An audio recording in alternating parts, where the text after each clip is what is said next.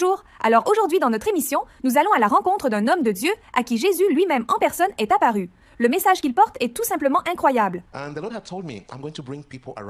Et le Seigneur m'avait dit, je vais amener des gens autour de toi. Prends-les, aime-les et donne-leur tout. Je vais t'enseigner, car je te prépare pour une grande œuvre que j'ai pour toi. À cette époque, je ne savais pas quel genre de travail cela allait être. Je pensais que ce serait une mission que j'irais faire, que je finirais et que je reviendrais. Je ne savais pas qu'il me préparait à entrer dans le ministère auquel il m'appelait. Il a amené environ 8 personnes autour de moi et nous avons commencé à prier. Nous ne faisions rien d'autre que de nous réveiller le matin, prier pendant environ 2 heures, puis être dans la parole de Dieu. Ensuite, nous prenions une pause d'environ 2 heures, revenions, étions dans la parole de Dieu. Passions environ 3 heures à adorer. Et c'était notre journée. Nous avons fait cela pendant 2 mois. Un jour, une dame est venue voir mon pasteur. Elle venait d'un village dans cette zone déchirée par la guerre. Et elle a dit à mon pasteur, nous avions une église plantée il y a 1 an dans ma région. 300 personnes ont été sauvées et sont devenues membres de l'église. Mais maintenant, elles sont toutes retournées en arrière. Il n'y a que le pasteur, sa femme et un membre. 3 personnes. Pouvez-vous venir nous aider à replanter, à redémarrer cette église? Et mon pasteur m'a appelé et a dit, John, veux-tu y aller avec elle et découvrir exactement ce qu'il se passe sur le terrain? J'ai dit, mais pasteur, le Seigneur m'a dit, et il a dit, d'accord, je vais envoyer quelqu'un d'autre. Mais quand je suis allé voir mon équipe, pendant que nous prions, l'Esprit de Dieu m'a dit, c'est ce pourquoi je t'ai préparé. Je veux que tu retournes voir le pasteur et que tu lui dises que tu iras. Donc, je suis retourné. Je ne savais pas ce que c'était. Il m'a envoyé. Je suis allé à cet endroit, j'y suis arrivé. C'était un village comme les autres. Rien d'anormal, rien d'extraordinaire. Mais ce qui m'a intrigué, c'est comment une église peut-elle démarrer avec 300 personnes et se retrouver avec seulement 3 personnes 1 an après? Et ces gens n'ont pas migré ailleurs. Ils sont toujours dans la région. Ils sont juste retournés en arrière. On les trouve dans le village. Nous nous sommes donc promenés. Et la nuit, j'ai prié à genoux et j'ai dit, Dieu, qu'est-ce qui est responsable de la chute de cette église? Ça ne sert à rien de recommencer une autre église si le problème n'a pas été éliminé. Qu'est-ce qui a provoqué la chute de cette église? J'ai prié, et après m'être endormi, nous dormions dans la même pièce que le pasteur. La nuit, j'ai eu une vision, et je ne vais pas entrer dans les détails de cette vision. Mais le Seigneur m'a montré l'église où elle était. Et il y avait des gens qui louaient, adoraient, et passaient un très bon moment. Puis j'ai vu les forces des ténèbres s'élever d'une grande forêt, et commencer à se déplacer comme un tourbillon, et finalement venir frapper l'église. Et j'ai vu les corps des gens être coupés et jetés dans toutes les directions. Et l'Esprit de Dieu m'a dit, c'est la puissance, la principauté qui règne dans cette région, qui est responsable de ce que tu as vu arriver à l'Église. L'Église n'avait aucune compréhension des pouvoirs spirituels contre lesquels elle se battait, et ils n'étaient pas non plus enracinés dans la parole. Ils avaient une adoration et une louange merveilleuse, mais ils n'avaient aucune racine dans la parole, et ils n'ont pas pu résister à la puissance des ténèbres. Et le Seigneur m'a dit, il y a tant de mon peuple qui travaille sans fruit dans le champ parce qu'il ne se lève pas pour utiliser l'autorité qu'il a pour vaincre les puissances des ténèbres sur son territoire. Je t'ai amené ici. Je vais t'apprendre à ouvrir des territoires, à briser l'emprise des ténèbres pour que mon royaume puisse prospérer dans la région. Mais tu dois t'humilier et apprendre étape par étape. Je me suis réveillé et j'ai raconté à mes amis et nous avons commencé à prier encore plus profondément, encore plus longtemps, de manière encore plus concentrée. Dieu a commencé à nous ouvrir les yeux. Nous avons commencé à voir des choses dans le domaine spirituel. Nous avons commencé à voir les puissances des ténèbres. Et comme nous allions nous en occuper, nous avons vu des gens être guéris, délivrés. Nous avons vu le grand prêtre des ténèbres qui contrôlait les puissances des ténèbres dans cette région particulière. Le Seigneur nous l'a montré et nous avons commencé à le mettre sur l'autel devant le Seigneur dans la prière. En une semaine environ, il a donné sa vie au Seigneur Jésus et a loué le Seigneur. Et il s'est ouvert comme une boîte de Pandore parce qu'il contrôlait tellement de puissance spirituelle dans la région. Quand il est venu au Seigneur, tout s'est brisé. Tant de sorciers et de sorcières, certains ont dû migrer et partir. D'autres sont venus et ont donné leur vie au Seigneur Jésus-Christ. Et tout l'endroit s'est ouvert. Une nouvelle église a été plantée et elle comptait plus de 200 personnes au début. Puis le Seigneur nous a envoyés dans la ville suivante où, là encore, nous avons eu beaucoup d'expériences. Je ne vais pas... On nous a tiré dessus à bout portant et le Seigneur nous a juste protégés. On nous a tiré dessus à moins de 10 mètres. Et la balle a été arrêtée dans un roseau de papyrus, juste entre 8 et 10 mètres. Le lendemain, nous avons été arrêtés et emmenés à la police qui nous a dit « Vous avez des armes et vous ?» Et le Seigneur nous avait prévenus. Nous allions être arrêtés. Donc nous étions prêts pour cela quand ils nous ont mis à l'intérieur. Nous avons prêché aux prisonniers. Ils ont donné leur vie au Seigneur Jésus-Christ. Amen. Et nous sommes sortis et l'armée est venue enquêter et ils ont découvert la balle. Alors ils ont dit « Non, ce n'était pas une balle. Tirée de l'intérieur de la maison, elle a été tirée dans la maison. » Alors ils nous ont libérés et nous avons prêché l'évangile. Nous avons planté l'église. Puis nous sommes passés à la ville suivante. Nous devions planter 3 églises maintenant dans cette ville suivante. C'est là que les choses ont commencé à se passer. C'était notre façon d'entrer comme 1 mois à l'avance, de faire beaucoup de prières, de cartographie spirituelle. de nous occuper des puissances des ténèbres. Puis nous préparions une croisade, et notre pasteur venait faire la croisade avec nous, puis planter l'église. Comme je l'ai dit, à cause de cette nouvelle approche, le Seigneur nous enseignait à nous occuper des forces qui tiennent les territoires captifs. Pendant que nous nous en occupions, nous voyions des territoires s'ouvrir. Nous voyions des captifs être libérés. Nous voyions des gens délivrés et guéris, même sans que nous prions pour eux. Le Seigneur visitait les gens chez eux, la nuit, et ils étaient guéris. Ils venaient le matin et disaient « Je veux donner ma vie au Seigneur ». Nous voyions tellement de ces choses, et nous étions très excités. Certaines personnes venaient et disaient « Vous savez, je suis allé voir ce pasteur, je suis allé à cette croisade, je suis allé à ceci et cela, et je n'ai pas été guéri. Mais juste au moment où vous êtes arrivés, j'ai été guéri. » Et nous nous sentions si bien. Puis nous sommes allés dans ce nouveau lieu et nous préparions la croisade.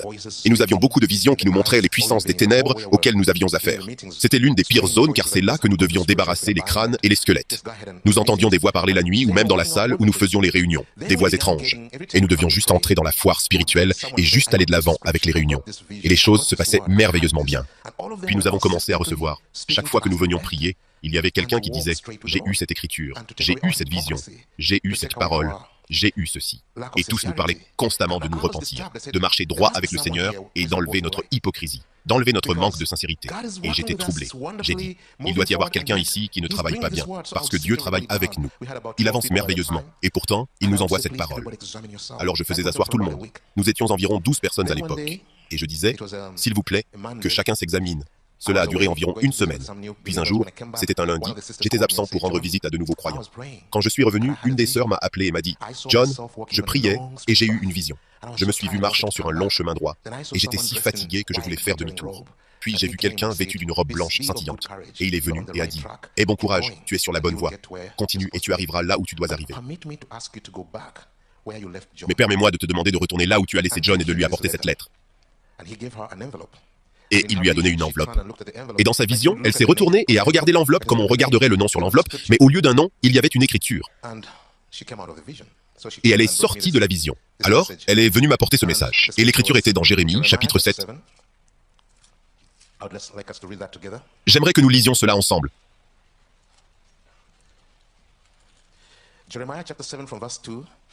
Jérémie 7, versets 1 à 11. Je vais le lire lentement. J'espère que vous suivrez. Voici ce que dit l'Éternel.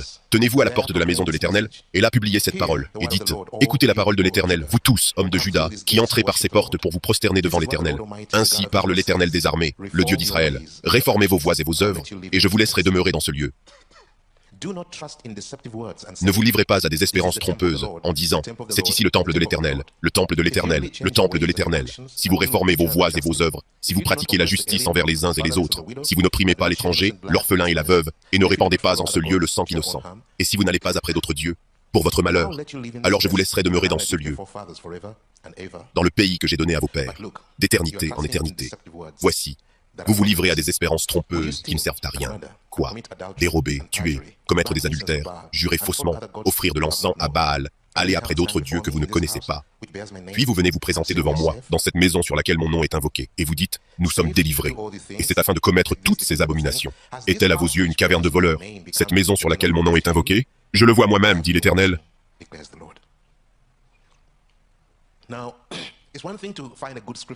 C'est une chose de trouver une bonne écriture et de la lire. C'en est une autre quand le Seigneur vous envoie sa parole. J'étais sous une lourde, très lourde conviction. Mais je disais, qu'ai-je fait de différent? Je ne trouvais rien que j'avais fait dans ma vie ou permis dans ma vie qui était différent ou incohérent avec ma vie normale. Et j'étais convaincu que dans ma vie normale, je marchais droit avec le Seigneur. Alors j'ai appelé l'équipe et j'ai dit, nous devons vraiment nous occuper de cela aujourd'hui. Nous devons examiner nos cœurs, nous devons nous ouvrir si possible. Confessons-nous les uns aux autres, parce que le Seigneur nous parle définitivement. Je ne pouvais pas mettre les œuvres de miracles, de signes et de prodiges que Dieu faisait par nos mains et les visions et les révélations qu'il nous donnait, en accord avec ce genre de paroles et de messages qu'il nous envoyait constamment, nous appelant à la repentance et à revenir à lui. En quelque sorte, je ne voyais pas le lien entre les deux, donc j'ai vraiment utilisé un langage plus fort que d'habitude et j'ai essayé de préciser, vraiment, nous ne pouvons pas continuer comme ça, vous devez vous ressaisir. Donc tout le monde s'est senti comme tremblant. Nous sommes allés nous coucher ce soir-là. J'avais l'habitude de me réveiller vers 4 heures du matin pour prier. Je me suis levé, j'ai essayé de prier et je n'ai pas pu prier. Mon cœur était comme fermé. Il était froid, dur et fermé. Je ne pouvais pas faire sortir la prière de mon cœur, même si j'essayais. Même quand j'ai persisté, j'avais l'impression qu'une porte était fermée devant moi. Je ne pouvais pas entrer dans la présence du Seigneur. J'ai essayé d'adorer, ça n'a pas marché. À 5 heures, tout le monde s'est réveillé et nous nous sommes joints ensemble. Ils sont entrés dans l'adoration, une adoration profonde et riche. J'étais là, froid, je ne pouvais pas adorer. Je ne pouvais même pas trouver de la joie à chanter pour le Seigneur. Et je suis resté comme ça pendant les 2 heures suivantes. Il ne semblait pas avoir de problème. Mais j'avais un problème quand tout s'est terminé. Je me suis dit, Dieu me ferme-t-il la porte? Quel est le sens de tout cela? J'ai appelé l'autre sœur qui m'avait apporté l'écriture et je lui ai dit, écoute, depuis que tu m'as apporté l'écriture, je n'ai pas eu la paix et maintenant je ne peux pas prier. Peux-tu m'expliquer plus en détail comment tu as eu l'écriture? Mais elle n'avait rien de plus à expliquer. Alors je les ai laissés préparer le petit déjeuner. Je suis parti, j'ai essayé de marcher et de prier, j'ai tout essayé. Je suis revenu et je n'avais toujours pas réussi. Nous avons donc pris le petit déjeuner, puis nous étions censés aller prêcher l'évangile de maison en maison. Je leur ai dit, allez-y, je reste. Normalement, c'est moi qui dirige l'équipe, mais je suis resté en arrière et j'ai dit, allez-y, aujourd'hui, c'est moi qui reste en arrière pour prier. Nous laissions toujours quelqu'un pour prier pour l'équipe. Donc, je suis resté soi-disant pour prier, bien que je ne puisse pas prier. Quand ils sont partis, j'ai pris mes Bibles, environ 4 Bibles différentes, et mon concordance est sortie et s'est assise sur une véranda de la maison d'à côté elle était très proche de la nôtre. Et je me suis assis là et j'ai commencé à dire, Dieu, j'ai faim de toi, s'il te plaît, laisse-moi me connecter avec toi, donne-moi accès. Pourquoi me refuses-tu ce qui ne va pas? Y a-t-il quelque chose que j'ai fait qui s'est mal passé? Je ne peux penser à rien. Je ne peux pas penser à ce qui s'est mal passé. S'il te plaît. Je plaidais comme ça. Puis soudain, quelque chose s'est passé. Quelque chose est venu sur moi. Tout mon corps a tremblé. Et j'ai senti comme si quelqu'un était venu s'asseoir juste à ma gauche. Je pouvais sentir les vêtements me frôler, mais il n'y avait personne. Et puis une forte compulsion est venue sur mon cœur pour ouvrir ma Bible. C'était comme, vite, tu dois ouvrir ta Bible maintenant dans le livre des Romains, chapitre 1. Et je veux juste partager avec vous aussi clairement que possible. Mais je ne peux pas décrire parce que c'était comme si quelqu'un était là en train de dire, tu demandes à comprendre, ouvre la Bible, fais-le maintenant. Et j'ai ouvert la Bible dans Romains, chapitre 1, verset 18, qui dit,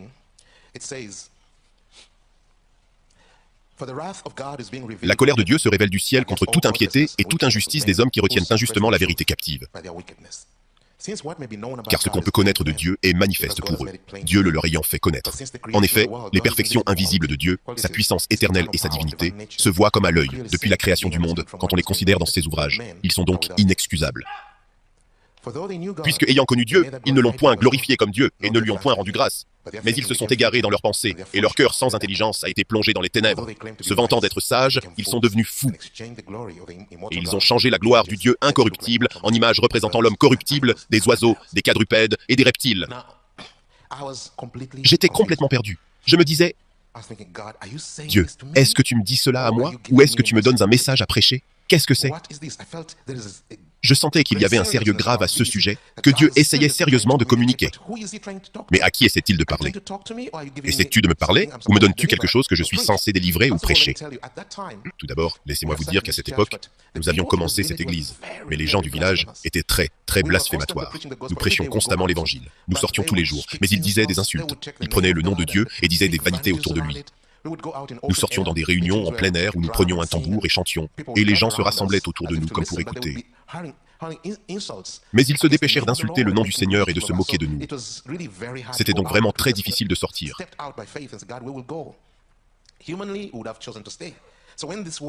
Mais quand cette parole est venue, j'ai pensé, d'accord Seigneur, est-ce que tu me donnes des paroles à leur dire? Qu'est-ce que tu essaies de faire? Mais au plus profond de moi, ma conscience disait, cette parole est pour toi, toi personnellement. Mais alors j'ai dit, Dieu, si tu me parles, sois clair. Que ce soit clair. Et encore une fois, c'était comme une vague qui venait sur moi. Et je savais, va dans ta Bible, chapitre 1, versets 28 à 32. Et il est dit, comme ils ne se sont pas souciés de connaître Dieu, Dieu les a livrés à leur sens réprouvé pour commettre des choses indignes, étant remplis de toute espèce d'injustice, de méchanceté, de cupidité, de malice, plein d'envie, de meurtre, de querelles, de ruses, de malignité, rapporteurs, médisants, impies, arrogants, hautains, fanfarons, ingénieux au mal, rebelles à leurs parents, dépourvus d'intelligence, de loyauté, d'affection naturelle, de miséricorde. Et bien qu'ils connaissent le jugement de Dieu, déclarant dignes de mort ceux qui commettent de telles choses, non seulement ils les font, mais ils approuvent ceux qui les font. Voici ce qui m'est arrivé. Je pouvais regarder cette liste et je ne pouvais pas dire qu'aucune de ces choses n'était dans ma vie. Je pouvais repérer un certain nombre de choses qui disaient « Ok, oui, je sais, c'est ma vie. » Mais ensuite, j'ai dit « Mais chaque jour, avant d'aller me coucher, je me mets à genoux et je confesse ces péchés. Je les confesse et je te dis de me pardonner. » Je ne peux pas croire que Dieu me réprimanderait pour cela, car il dit que lorsque nous confessons nos péchés, il est fidèle pour nous pardonner. Je mentionne cela maintenant. Je veux que vous le connectiez avec autre chose que j'ai mentionné plus tôt quand il a dit « Je veux que tu vives par la foi et je le connecterai plus tard ». Encore une fois, mais je disais « Dieu, si tu me dis vraiment cela, s'il te plaît, sois spécifique. Qu'ai-je fait de particulier? Qu'est-ce que j'ai fait? Peut-être que je ne l'ai même pas remarqué. Je pouvais sentir la colère du Seigneur. Je pouvais sentir le déplaisir du Seigneur. Tout mon être tremblait, mais je ne savais pas de quoi me repentir. Alors que j'essayais encore de le raisonner, à nouveau, cette vague est venue sur moi, et l'écriture est tombée sur mon cœur. Romains, chapitre 2, versets 1 à 5. Et il est dit, « Ô homme, qui que tu sois, toi qui juges, tu es donc inexcusable. Car en jugeant les autres, tu te condamnes toi-même, puisque toi qui juges, tu fais les mêmes choses. » Nous savons, en effet, que le jugement de Dieu contre ceux qui commettent de telles choses est selon la vérité. Et penses-tu, ô homme, qui juge ceux qui commettent de telles choses, et qui les fait, que tu échapperas au jugement de Dieu? Ou méprises-tu les richesses de sa bonté, de sa patience et de sa longanimité, ne reconnaissant pas que la bonté de Dieu te pousse à la repentance? Mais par ton endurcissement et par ton cœur impénitent, tu t'amasses un trésor de colère pour le jour de la colère et de la manifestation du juste jugement de Dieu. Je dois vous avouer qu'à ce moment-là, tout mon être était saisi de peur. Je sentais que Dieu, quoi qu'il y ait de mal, c'est grand, mais je ne sais même pas ce que c'est. Je sais que tu es très, très mécontent de moi, mais je ne comprends pas. J'ai continué à lire et ça dit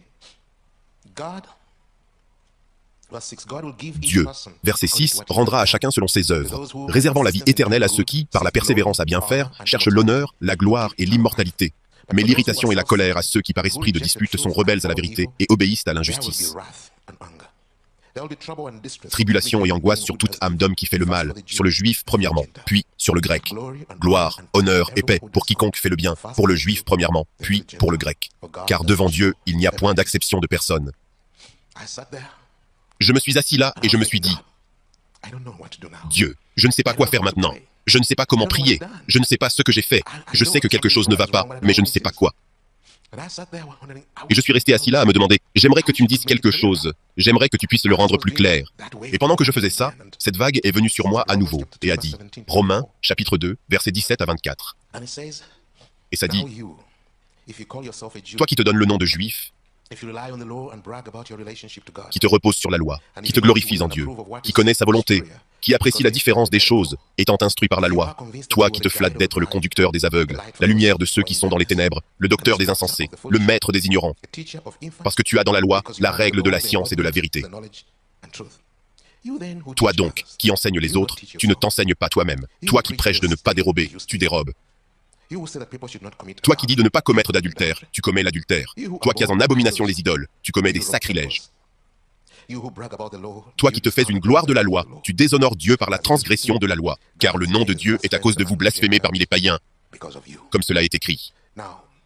Je suis sûr que vous ne pouvez pas vous connecter à mon cœur. Ce qui m'est arrivé quand j'ai lu cette dernière déclaration, je vous ai dit que les gens étaient blasphématoires.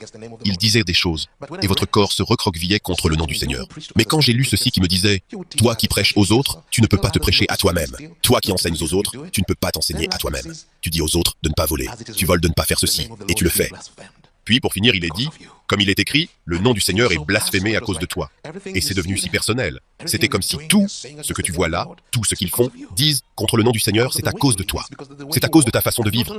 C'est à cause de ta façon de marcher. Et non seulement cela, c'est écrit à ton sujet. Tout mon être voulait crier, et je ne pouvais pas. J'ai fermé la Bible et j'ai dit, Dieu, je ne sais pas quoi faire. Mais à ce moment-là, l'équipe est revenue de l'évangélisation et j'ai appelé cette sœur qui avait tout déclenché. Je lui ai dit, viens avec moi. Elle est venue et nous sommes descendus dans la plantation de bananes. Et j'ai dit, aide-moi. Depuis ce matin, je ne peux pas prier. Quand j'ai essayé de demander au Seigneur, voilà ce que... Il me montre qu'il est très mécontent de moi. Je ne sais même pas comment me repentir. Je ne sais pas comment apporter la repentance. Peux-tu m'aider? Viens prier avec moi. Elle a dit, d'accord, mais qu'as-tu fait? Qu'est-ce qui s'est mal passé? J'ai dit, je ne sais pas. Elle a dit, mais comment pouvons-nous nous repentir de quelque chose que tu ne connais pas? J'ai dit, mais Dieu est très mécontent de moi. Puis elle a dit, dis-moi, comment sais-tu qu'il est mécontent? Que s'est-il exactement passé? J'ai donc dû tout lui raconter. Comme je viens de le faire maintenant, pendant que je lui parlais, je pouvais voir la peur s'installer sur son visage. Ses yeux s'agrandissaient, et elle tremblait en quelque sorte. Et quand je suis passé à travers tout cela, et que je suis arrivé à cette dernière déclaration, elle a crié, et elle a commencé à crier à Dieu, et a dit, « Dieu, aie pitié de moi, aie pitié de moi, je suis un pécheur s'il te plaît, aie pitié. » Elle ne priait pas pour moi. Elle priait pour elle-même. Plus tard, elle m'a dit, « Je pensais que tu essayais de me communiquer quelque chose de manière détournée. Tout ce que tu disais me transperçait le cœur. Et je pensais que tu ne pouvais pas me parler directement. Alors tu as pensé essayer de le faire de manière détournée. » Ce qui n'était pas vrai d'une certaine manière. Mais quand elle a crié comme ça, quelque chose a cédé dans mon cœur. Et soudain, j'ai senti que je pouvais prier. Nous nous sommes donc mis à prier et j'ai pleuré. Je me suis repenti de tout ce à quoi je pouvais penser. J'ai dit, « Dieu, je me repens de ceci. Je me repens de cela. » Et je pense que cela a pris environ 1 heure. Puis j'ai commencé à sentir, la Bible dit qu'il est vrai. Quand nous confessons nos péchés, il est vrai pour nous pardonner. J'ai commencé à remercier Dieu. J'ai dit, « Merci Seigneur, merci. » Mais je n'ai pas ressenti la paix. Je n'ai rien senti se soulever. Je n'ai pas eu l'impression d'avoir réglé le problème maintenant. Laisse-moi juste laisser tomber ça. J'essayais de traiter un acte, et il essayait de traiter mes voies. Il ne s'occupait pas de quelque chose que j'avais fait. Il s'occupait de ma façon de marcher, et je pensais que ma marche était bonne. Il n'essayait donc pas de dire « Tu as fait ça, repens-toi !» Laisse-moi te donner un exemple. Saül et David, ils avaient tous les deux le même genre d'origine. Ils étaient des gardiens d'animaux. Ils ont tous deux été appelés à être rois et prophètes. Ils ont tous deux été oints par le même prophète, Samuel. Ils ont tous deux péché contre Dieu. Ils ont tous deux confessé leurs péchés. David a été pardonné. Saül a été rejeté. Quelle était la différence entre ces deux hommes? Si vous regardez la vie de Saül la première fois, le Seigneur lui a dit par le prophète, « Prépare une offrande. Je viendrai demain et donnerai l'offrande. » Le prophète a un peu tardé. Mais parce que les gens se dispersaient, pour le bien des gens, Saül a pris sur lui et a fait le sacrifice, alors qu'il n'était pas censé le faire. Dès qu'il a eu fini, le prophète Samuel est arrivé et a dit, « Qu'as-tu fait? Le Seigneur aurait confirmé le royaume dans ta maison, mais maintenant, il l'a enlevé à un autre homme. » Quel était son problème? Il a dit, « Les gens se dispersaient et me quittaient, donc j'ai pris sur moi et j'ai fait le sacrifice. » Les gens.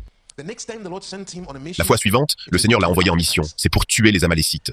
Et il est parti en mission. Il n'a pas désobéi. Il est revenu. Mais le Seigneur a dit à Samuel, « Je regrette de l'avoir envoyé. Je regrette même de l'avoir fait roi. Regarde ce qu'il a fait. » Quand Samuel vient vers Saül, Saül dit, « J'ai accompli la mission du Seigneur. » Samuel dit, « Mais qu'est-ce que ce beuglement de bétail et ce bêlement de moutons que j'entends ?» Il dit, « Oh, les gens !» Les gens voulaient les ramener, alors je les ai laissés faire. Samuel dit, le sacrifice vaut-il mieux que l'obéissance? Parce qu'ils allèrent faire un sacrifice à Dieu. Le sacrifice est-il meilleur que l'obéissance? Plus tard, Saül dit, j'ai fait du tort au Seigneur, et je t'ai fait du tort. J'ai eu peur des gens. Les gens. Vous réalisez que Saül a vécu sa vie devant les gens. Il faisait les choses à cause des gens, et il a confessé et a dit, « J'ai fait du tort à Dieu, j'ai fait le mal. S'il te plaît, viens avec moi maintenant pour adorer le Seigneur. » Et Samuel a dit, « Je n'irai pas avec toi. » Samuel s'est donc tourné pour le quitter, et Saül a pris son vêtement, et il s'est déchiré. Quand il s'est déchiré, Samuel se retourne et dit, « Même si le vêtement a été déchiré, le royaume a été arraché de tes mains. » Qu'a dit Saül? Il a dit, « Hé, j'ai péché contre Dieu et j'ai péché contre toi, mais donne-moi un peu de respect devant les gens. Honore-moi devant les gens. » Même dans ce moment de brisement, son cœur était plus préoccupé par son apparence devant les gens. Samuel est allé avec lui, mais à partir de ce jour, il n'est plus jamais revenu. Il a prié pour lui tous les jours jusqu'à ce que Dieu dise, « Jusqu'à quand prieras-tu pour un homme que j'ai rejeté ?» Mais David a aussi péché.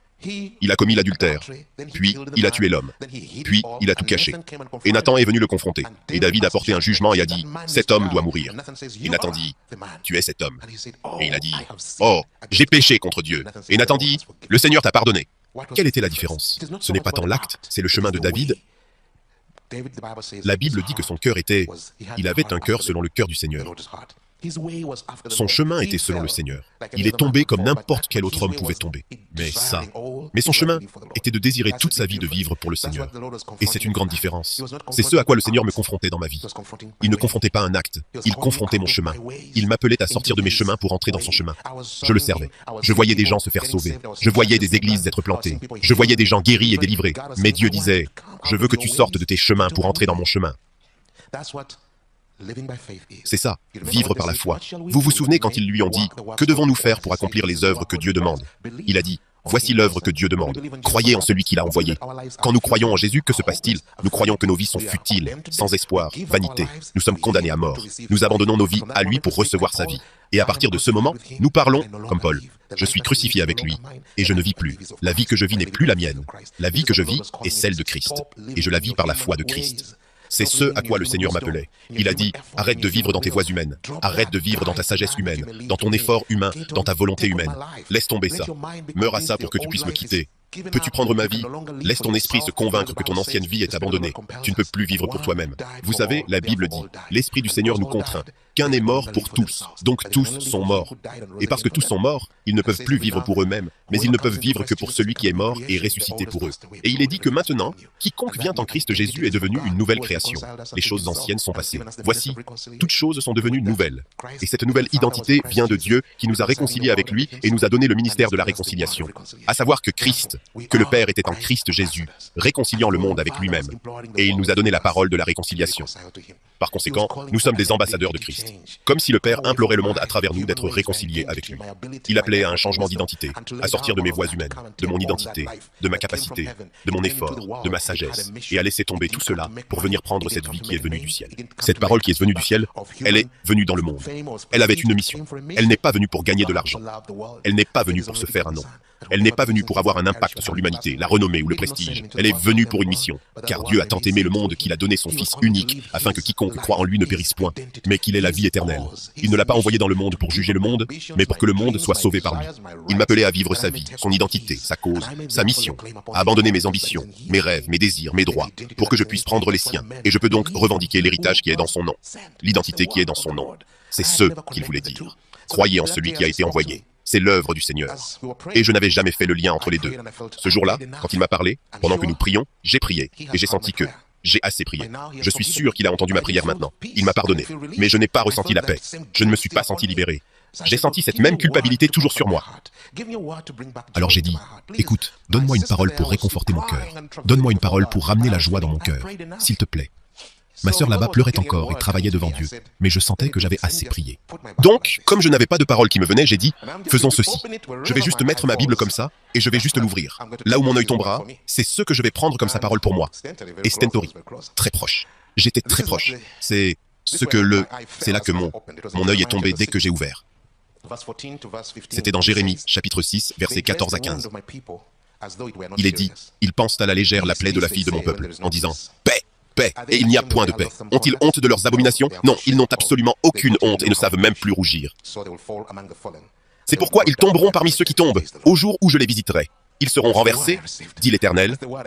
C'est la parole que j'ai reçue, c'est la parole que j'ai recherchée, c'est la parole qui est venue. Mon œil est tombé dessus. J'étais tellement frustré que j'ai pris ma Bible, je l'ai jetée, et j'ai commencé à dire, Dieu, je suis un pécheur au-delà de ce que je comprends. Je ne sais même pas comment me repentir. Et j'ai commencé à crier, aie pitié de moi, donne-moi la grâce de la repentance. Donne-moi la grâce de la repentance. Comme je criais comme ça, j'ai senti la présence du Seigneur venir sur moi.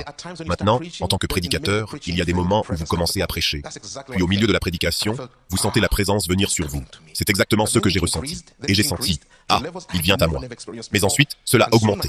Puis cela a augmenté à des niveaux que je n'avais jamais vécu auparavant. Et bientôt, mon cœur a eu peur. Je pouvais sentir que c'était comme une couverture lourde, très lourde, qui venait sur moi. Puis tout mon corps tremblait. Je transpirais. Puis j'ai senti comme si ma langue était gonflée dans ma bouche. Je ne pouvais plus utiliser ma langue pour parler. Elle était comme coincée. J'ai essayé de bouger mon corps. Je ne pouvais bouger aucune partie de mon corps. C'était comme si j'étais à l'intérieur du corps, que le corps n'était plus à moi. Puis soudain, une lumière vive a frappé mes yeux. Mes yeux étaient fermés. J'étais à genoux, la tête par terre. Mais une lumière vive m'a frappé, et j'ai levé les yeux pour essayer de voir. Qu'est-ce que c'est? J'ai ouvert les yeux. Je ne pouvais pas regarder dans la lumière. C'était trop lumineux. Même quand j'ai fermé, elle a percé dans mes yeux. Et j'ai de nouveau baissé la tête. Je tremblais, et je me disais, qu'est-ce qui se passe, bon sang? Puis j'ai entendu une voix profonde et calme, et il a prononcé mon nom 3 fois. Je ne pouvais pas répondre. Je n'avais pas la force de répondre. Mais en moi, je me demandais, je disais, je suis là. Il m'a appelé John 3 fois. Puis il m'a dit, je te connaissais avant la création du monde, et je t'ai choisi, et j'ai fixé ton chemin pour que tu me serves comme témoin dans ces derniers jours. Mais je veux te dire que si j'étais venu aujourd'hui chercher mon épouse, tu n'en ferais pas partie. Je ne te prendrai pas. Je ne peux pas décrire le choc qui m'a envahi. Je pense que j'étais sous le choc. Je n'ai même pas réagi. C'était comme, ça m'a frappé. Et il l'a répété, il a dit, je ne te prendrai pas, car il est écrit, il apparaîtra à ceux qui l'attendent. Et il a dit, tu ne vis pas ta vie comme une personne qui m'attend. Tu laisses toutes sortes de saletés entrer dans ta vie. Tu vis comme quelqu'un qui ne se soucie pas.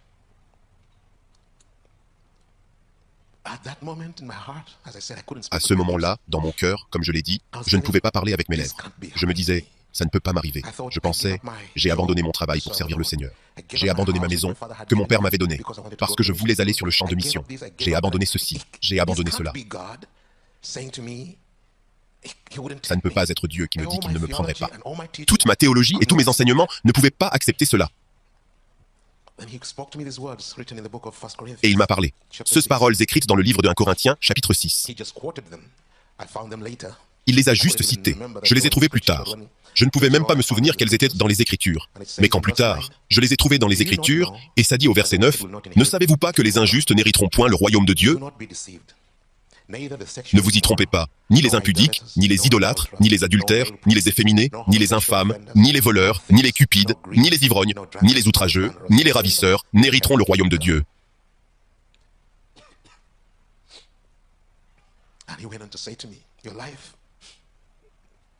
Et il a continué en me disant, ta vie est tellement pleine de saleté.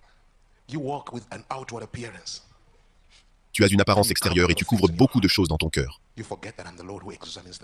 Tu oublies que je suis le Seigneur qui examine le cœur. Tu n'es pas prêt. Tu n'es pas du tout prêt à me rencontrer.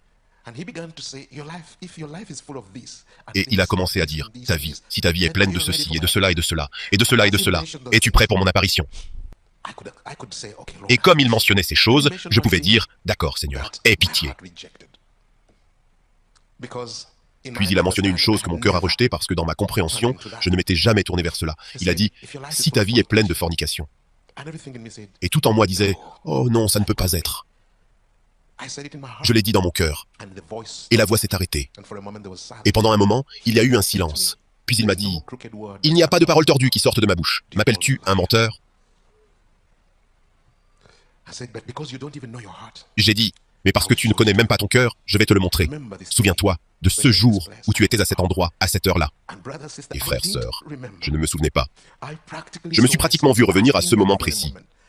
Pas comme un souvenir, comme une réalité. J'étais de retour à ce moment-là. Je me suis vu assis dans le taxi en attendant que le taxi soit comme une voiture à remplir. Et puis je regardais une dame avec toutes sortes d'imaginations sales. Et au moment où c'est revenu, j'ai dit, « Oh Dieu, j'ai péché contre toi. » Il a dit, « Non, tu n'as pas péché. Tu vis dans le péché. Tu vis dans ça. Tu vis du matin au soir dans de telles imaginations. Même dans ton lit la nuit, tu t'adonnes aux mêmes choses. » Il dit, « Je connais chaque moment de ta vie privée. Je connais tes pensées. Tu ne crains même pas, même à l'église. Assis à l'église, quelqu'un monte sur l'estrade pour me servir. Et tu les déshabilles dans ton imagination. Et tu imagines toutes sortes de choses. Il dit, je suis le Seigneur qui examine le cœur. Ne l'as-tu pas lu? Même celui qui regarde une femme pour la convoiter a déjà commis l'adultère avec elle. Et des images ont commencé à défiler devant moi sur la façon dont mon imagination fonctionne. Et je pouvais voir que ce n'était pas quelque chose dont je pouvais dire « Seigneur, je suis tombé dans le péché, Seigneur. J'étais faible.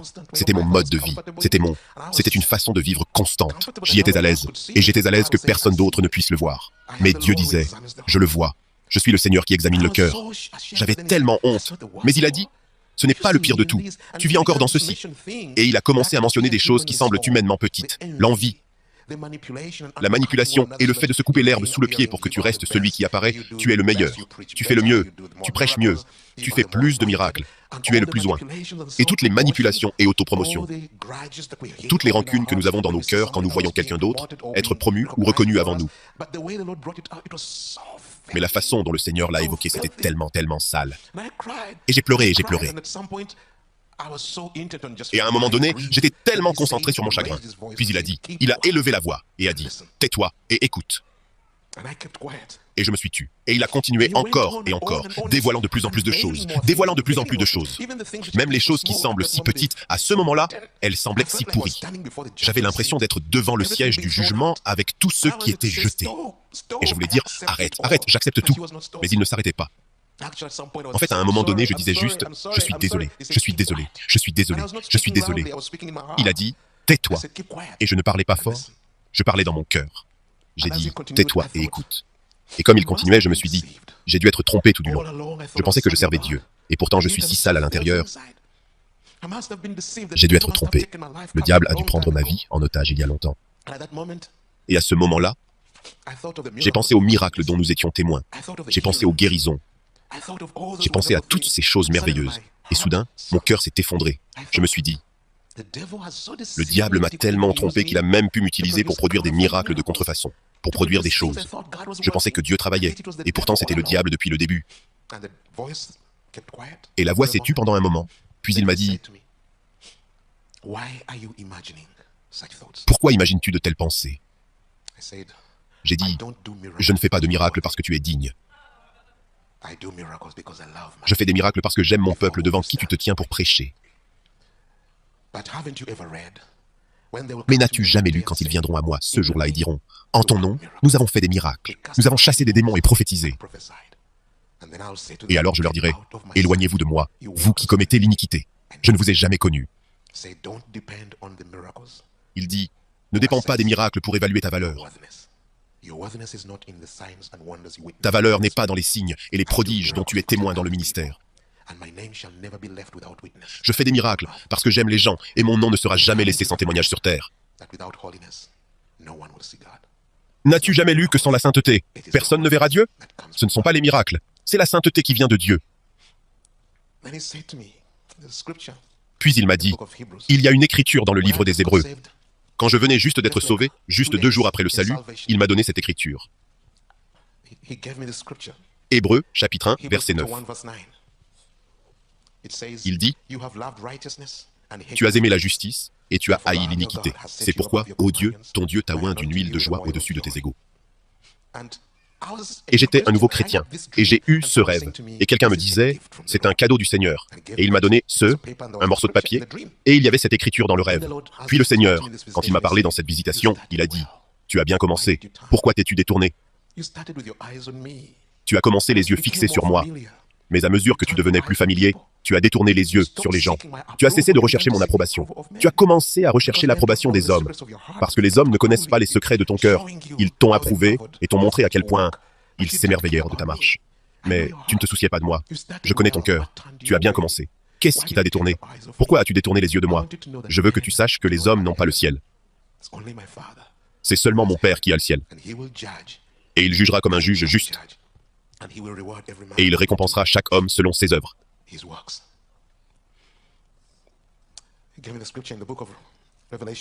Il m'a donné l'écriture dans le livre de l'Apocalypse, chapitre 3.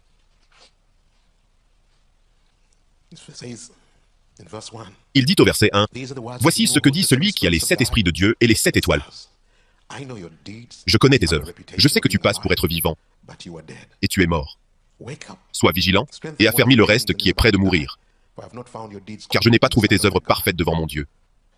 Rappelle-toi donc comment tu as reçu et entendu, et garde, et repens-toi. Si tu ne veilles pas, je viendrai comme un voleur, et tu ne sauras pas à quelle heure je viendrai sur toi. »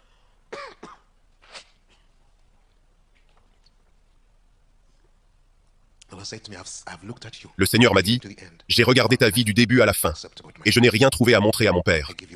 Je te donne un conseil, repens-toi. Abandonne tout ce que tu appelles précieux. Abandonne tes rêves, abandonne tes droits. Abandonne tout ce que tu penses être précieux. Et cherche ma face. Humilie-toi. Viens sans aucune prétention. Viens sans rien. Et humilie-toi simplement. Je te le dis, ça vaut la peine d'hériter le salut, la vie éternelle. C'est suffisant.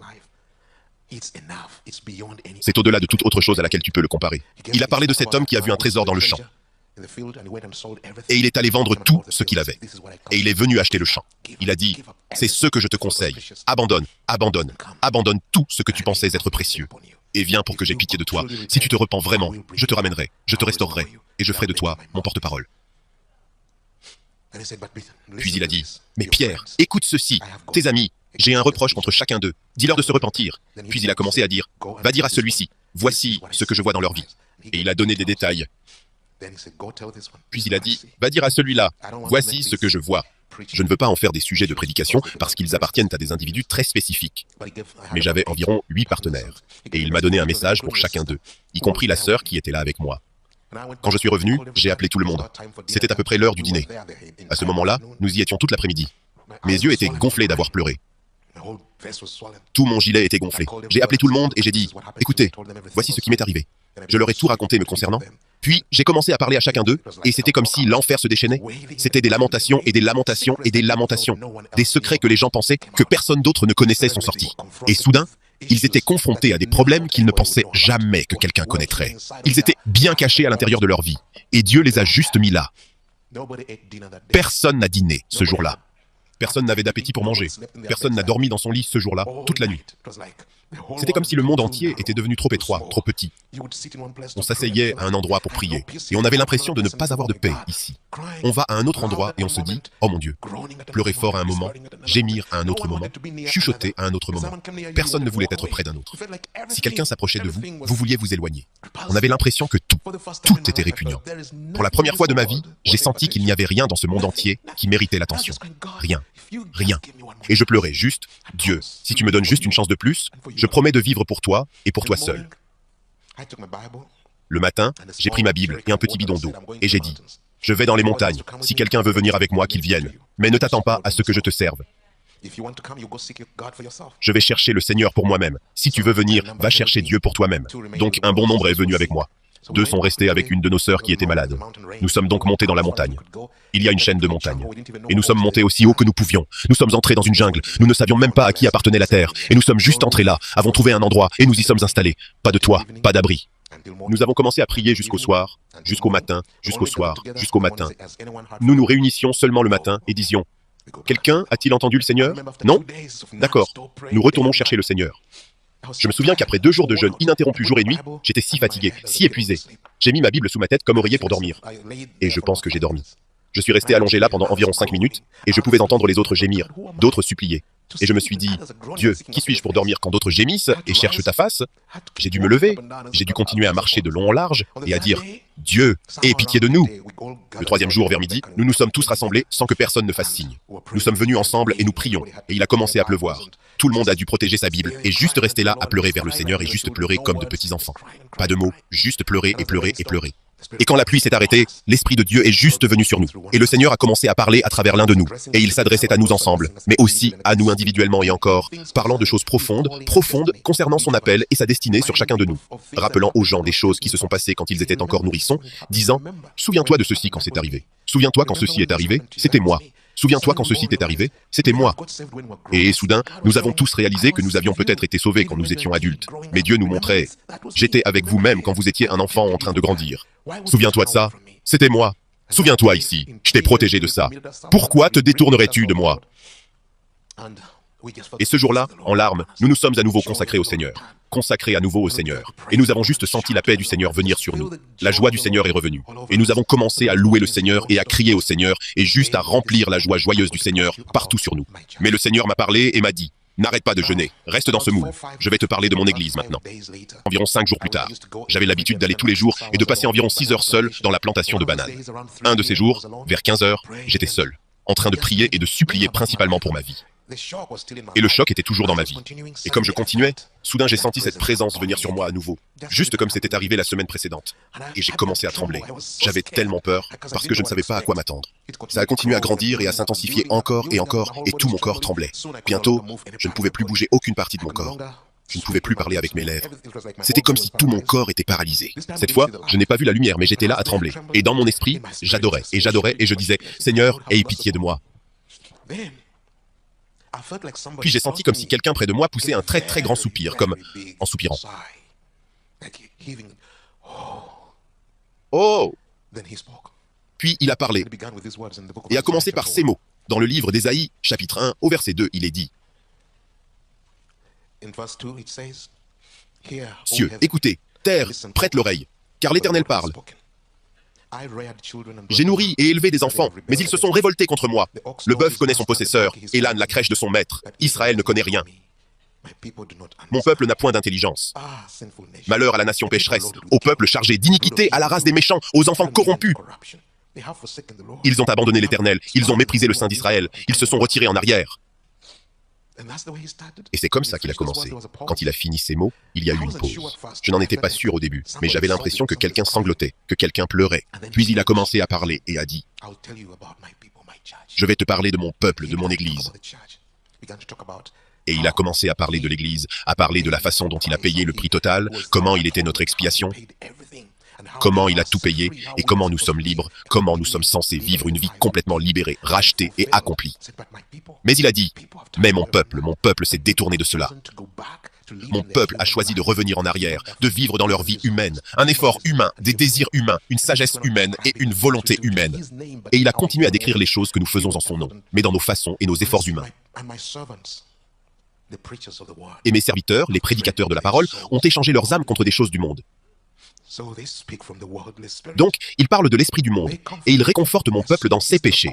Au lieu de rappeler mon peuple à moi, ils leur disent que c'est bon. C'est bon de vivre comme ils vivent. Il dit, beaucoup de mon peuple ne connaît pas la joie du pardon parce qu'il n'a jamais été. Ils n'ont jamais été conduits à une repentance profonde et à un abandon total. À moi, on leur a dit que c'est bon de vivre dans la volonté de soi et de faire ce qu'ils veulent. Et mon cœur est affligé parce que je vois ce que l'ennemi fait. Il a cité Ésaïe, chapitre 1, à partir du verset 5, où il est dit « Où frapperai-je encore, si vous continuez vos révoltes? Toute la tête est malade, et tout le cœur est souffrant. De la plante du pied jusqu'à la tête, rien n'est en bon état. Ce ne sont que blessures, contusions et plaies vives, qui n'ont été ni pansées, ni bandées, ni adoucies par l'huile. » Et il dit, mon peuple vit dans une totale blessure. Il y a beaucoup de blessures. Il y a beaucoup de douleur et d'amertume. Et donc, les gens s'en prennent les uns aux autres. Les gens vivent dans l'égoïsme à cause de la douleur de leur vie. Et j'ai mal parce que ma guérison est complète. Mes meurtrissures sont capables de guérir. Mais mon peuple s'est installé pour vivre dans sa blessure, dans son amertume, dans son désespoir. Et on leur a dit que c'est tout ce qu'est le salut. Il dit, j'ai payé pour tout. C'est une œuvre achevée, mais ils ont choisi de vivre en dessous. Et il a continué et a dit, mais mon cœur est affligé. Parce que le jour du Seigneur est proche, le jour vient. Et il a commencé à décrire le jour et dit, c'est un jour d'agonie, c'est un jour de lamentation, c'est un jour où aucun homme ne pourra tenir. Pour gagner du temps, je veux juste quelques écritures et juste définir ce jour. Quand le Seigneur a commencé à parler du jour, je ne sais pas si je peux décrire ceci. Vous entendez une voix qui parle très clairement, mais maintenant c'est comme si vous entendiez quelqu'un qui parle en même temps, qui pleure et dit, le jour vient. Et mon cœur est affligé pour mon peuple. Mon peuple n'est pas prêt. Mon peuple n'est nulle part près d'être prêt. Et mon cœur est affligé pour eux. J'ai tout fait pour les libérer. J'ai tout fait. Ils n'ont besoin d'aucune autre chose que celle qui a été faite. Je vous prie d'aller avec moi dans le livre de Sophonie, chapitre 1.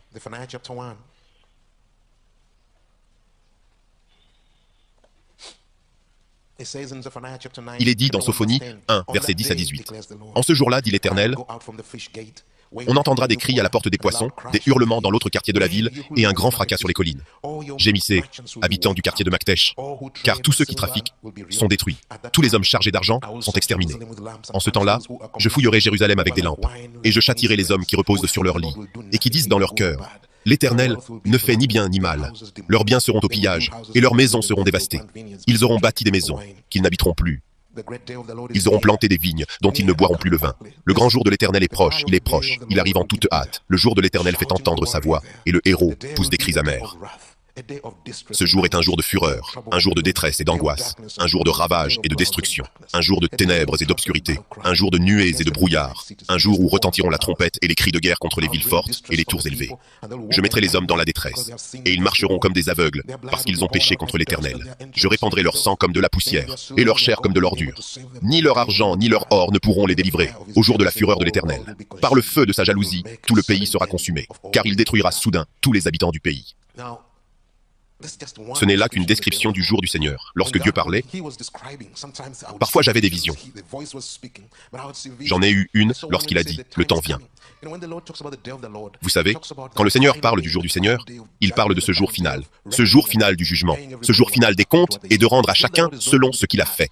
Mais le jour du Seigneur ne se limite pas à cela. Le jour du Seigneur, ce sont aussi les tout derniers jours qui mènent à la fin. Et ces jours-là, je ne sais pas combien de temps cette période durera. Cela pourrait être des années, cela pourrait être quelques décennies. Mais il disait que la fin des temps, ces derniers jours, viendront avec beaucoup d'épreuves. La plupart d'entre elles suivront la question de l'argent, le matérialisme, toute la question de la survie. Il a dit, si mon peuple n'ancre pas sa foi en moi, s'il ne s'abandonne pas complètement en moi, il ne pourra pas supporter les épreuves des derniers jours. Ils feront des compromis. Ils céderont aux pressions, en particulier aux pressions financières. Il y aura beaucoup de trahisons, tant dans l'Église que dans le monde et dans les familles. Il y aura des pressions telles qu'aucun être humain ne pourra y résister. Et il dit, « C'est pourquoi je suis affligé et blessé au plus profond de mon peuple. Je les aime, et je ne peux pas rester là à regarder quand l'ennemi met un tel siège. » Et il a continué en pleurant à ce sujet. Si vous lisez 1er Thessaloniciens chapitre 5, où il dit à nouveau, dans le Nouveau Testament, « Quand les hommes diront « paix et sûreté », alors une ruine soudaine les surprendra, comme les douleurs de l'enfantement surprennent la femme enceinte, et ils n'échapperont point. » Mais il a dit, « Mais vous n'êtes pas des enfants de destruction. Vous avez été appelés à la vie éternelle, et vous avez été appelés à une espérance éternelle. » Il disait donc, « Tout a été fait, tout a été payé. Pourquoi vous positionneriez-vous là où vous seriez compromis, où vous seriez pris en otage? Vous vous souvenez que dans la Bible, Jésus-Christ est venu à Jean l'apôtre, dans l'Apocalypse, chapitre 2 et 3, et il a adressé un message aux églises. Et dans chacun de ces messages, il a dit, « À celui qui vaincra, je donnerai ceci. » À celui qui vaincra. Et le Seigneur a dit, « Il y a des choses à surmonter. Il faut rester ferme. Et quand tout sera passé, restez debout. Mon peuple doit se réveiller. Réveillez-vous, levez-vous, et tenez-vous dans l'héritage complet de ce qui a été fait sur la croix. Il y a de la puissance dans la croix. Il y a de la puissance dans le sang. Il y a de la puissance dans le nom pour nous faire vaincre. Nous n'avons pas besoin de nous tenir dans notre propre force, sagesse et effort.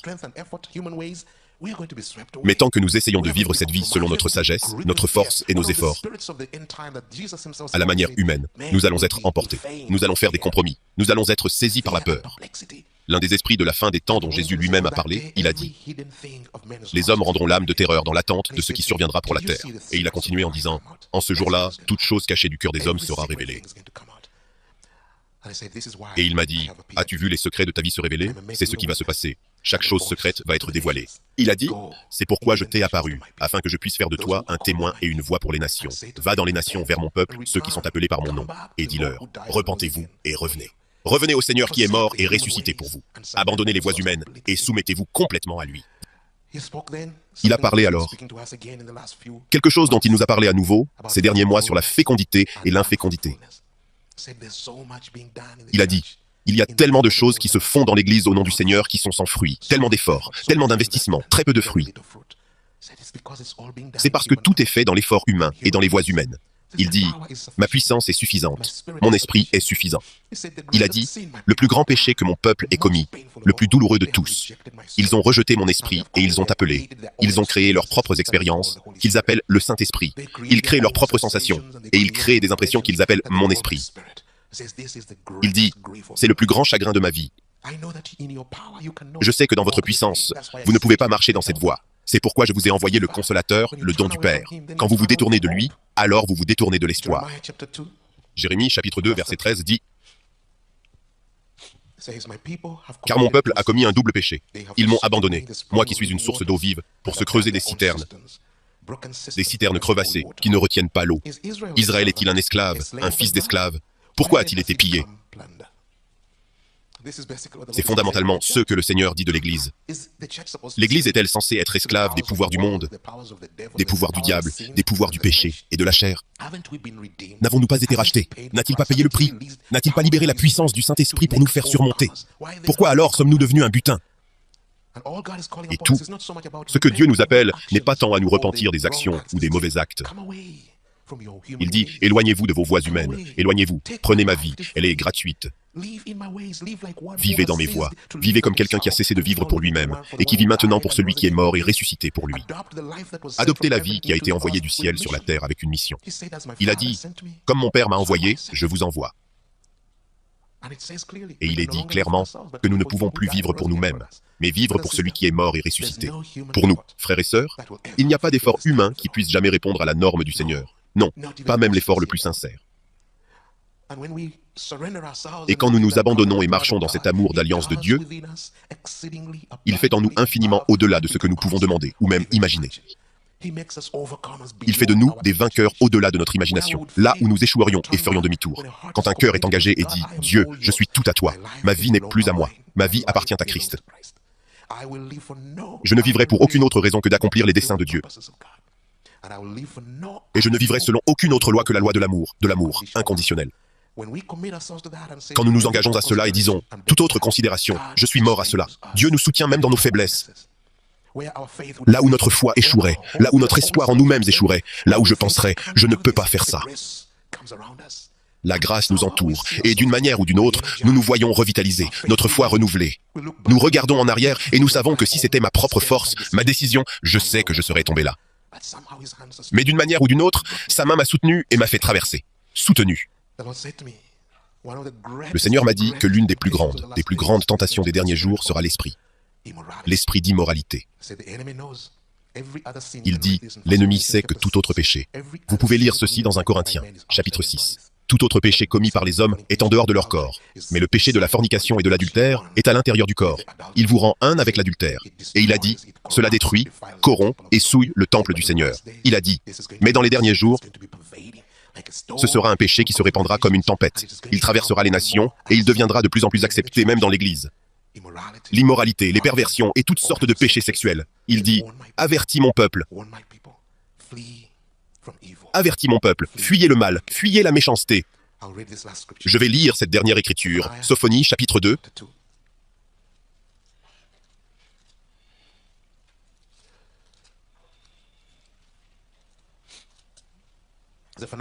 Sophonie, chapitre 2. Des versets 1 à 3, il est dit, « Rentrez en vous-même, examinez-vous, nation sans pudeur, avant que le décret s'exécute, et que ce jour passe comme la balle, avant que la colère ardente de l'Éternel fonde sur vous, avant que le jour de la colère de l'Éternel fonde sur vous. Cherchez l'Éternel, vous tous, humbles du pays, qui pratiquez ses ordonnances. Recherchez la justice, recherchez l'humilité. Peut-être serez-vous épargnés au jour de la colère de l'Éternel. Bien-aimés, le temps est court.